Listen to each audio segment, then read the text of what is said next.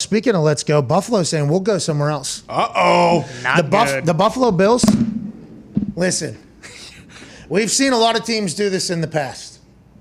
Teams get a stadium in a place, and they become one with the community. How you doing? We're so happy to be here. We love this place. We'll send our players out we'll call it Community Tuesday. Tuesdays, we'll send our players out into the community. We'll do a bunch of things. We'll invest in the town. And since we got a new stadium, guess what? Super Bowl is going to come. Billions and billions of dollars are going to come to the city, and it's going to become a big, happy love affair forever and ever. Amen. Then what happens is that stadium becomes old. It becomes dead. It becomes obsolete for whatever reason, for how the world is going. And all of a sudden, the owner, or maybe people that are in charge, the board or whatever, go, we need a new stadium, don't we? We fly around everywhere. They got the highest internet available in their cities. Their stadiums have the capability to do things in the middle of plays for potential gambling. They have much more comfortable chairs. Our shit stinks. Terrible. Our roof stinks, the kind of whole thing. We need a new stadium, don't we? Yeah, new stadium. Guess what that brings? That also brings Super Bowl, by the way. That brings more sponsorships. That brings everything to our... Who's going to pay for the new stadium, you think? Oh, we're not doing it. We're going to have somebody else. Taxpayers. Taxpayers. Someone has to. Did you not hear everything we just said? If this team was to no longer be in this city would be fucked, wouldn't it? Yeah, they would. Yeah, we'll make taxpayers pay for it. How much? Normally in the past, it's gone like, I don't know the exact percentages, but 50%, 60%, 70%. Jerry Jones is such a big deal because I believe he paid for a large percentage of that, like 80% out of his pocket. So he owns all of that thing. He's allowed to do whatever he wants. Here in Indianapolis, I believe it was taxpayer paid for and a little bit of Jim Irsay, although Jim pays like a yearly, I think, rental fee almost, like somebody would with an apartment to the city, into a group of, I don't know, some park board or some shit. That's normally how it is in a lot of cities. The team will pay rent to some group of people that represents the city, the parks. The money's supposed to go somewhere. Blah, blah, blah. You get it. It used to be Los Angeles.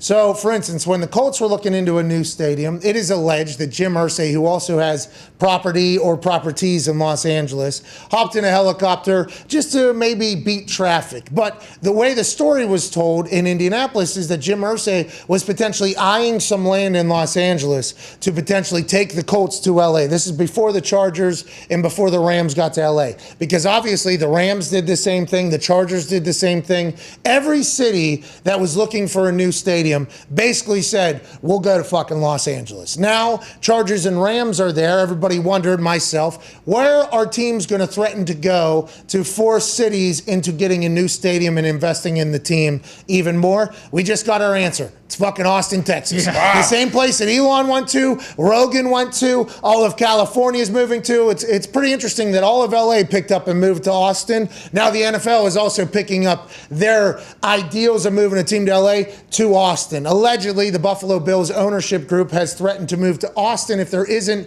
a new stadium or upgrades to stadiums made. That was up over $1 billion investment, that they are looking for 100% payment from the taxpayers. This is classic negotiation. This is classic big sports trying to get things done. I would assume that the people of Buffalo and Bills Mafia will not let the Bills leave. Bills ownership knows that, who I think is the same ownership as the Sabres as well. They're going to try to lump those two things together. It all get worked out. But this is classic. Oh, you don't want to do it. Fuck you. We'll go down to Rogan's town in Elon Musk's space village of Austin. They need an NFL team stat. They'll love it down there with free rules, and they'll build us a stadium. Well, and like you said, I don't know how many cities are like Buffalo where I feel like the fans and the taxpayers would be like, oh yeah, fuck it, we'll pay for them. The Bills aren't going anywhere. Not on my watch. I feel like that's one of like the handful of cities, NFL cities, that like there's no way they're going to let the Bills leave Buffalo. And you would think that the ownership would,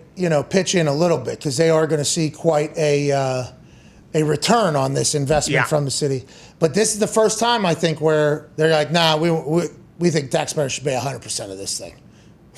The NFL is a great business. Greedy Bills might be cats. a little worried about, they might have a game down in Dallas where they might not be able to field the team and they have to pay Jerry Jones, $70 million. So maybe they're trying to save what they have right now. Because ownership might have to pay for a potential non-vaccinated player canceling a game. Perhaps. In another city where the ownership's going to have to pay for all of the revenue that is lost via a protocol that was sent out to all the teams just last week. Boom. And they play in New England once a year. And New England also brings in a lot of money for every home game, so I don't think Buffalo's wanting to pay, Bobby Kraft $70 million because they can't play a game. Let's go to the 5-Hour Energy phone line. Let's go to James in Buffalo. James in Buffalo, what's going on, dude? Are you guys going to get Buffalo out of town? You guys kicking the Bills out of town? Whoa.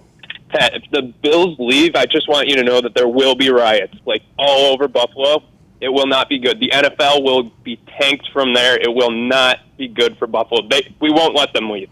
You guys are going to have to vote probably on whether or not you'll pay for it. Fuck the vote. Fuck the vote. They're staying. All right, James, you just did your vote openly right there. That is fascinating to hear. James said they are staying. He is one in favor of giving the monies to the Bills ownership to do whatever upgrades they are looking to do to the stadium and to the Sabres arena. Over them, Sabres used to be good. They kind of stink now, right? Yeah, a lot of people blame this ownership group for the reason with the Sabres kind of going into the tank. Well, they're looking for money now from everybody for everything. They got to do whatever they got to do. James said, fuck you. You ain't going anywhere with our Bills.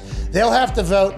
And what we have learned, I think, with the voting on whether or not the taxpayers are going to pay for sports teams, that vote outcome does not matter. Nope, not at all. There's been a couple counties, I think, that have voted maybe 85 to 90% no. Yeah. And then next day, congratulations. You did it. We're taking your money. Marlins, most recently in the MLB. There you go. It was almost unanimous, no, we're not paying for this. And they were just yeah, you are. I'd like to go on record as stating that I think sports teams bring a lot to the city that they represent. More so than you could ever fathom. You might have fans of your city that would have never known about your city if it was not for the sports. With that being said, I think the billionaire owners also, there has to be some sort of give and take here. And if I become a billionaire owner in an NFL team, know that I ain't going to put 100% on the fucking taxpayers for what I'm going to eventually reap the benefit of. Hell yeah! Anyways, Bill's probably getting a new stadium. We'll see you in hour 2.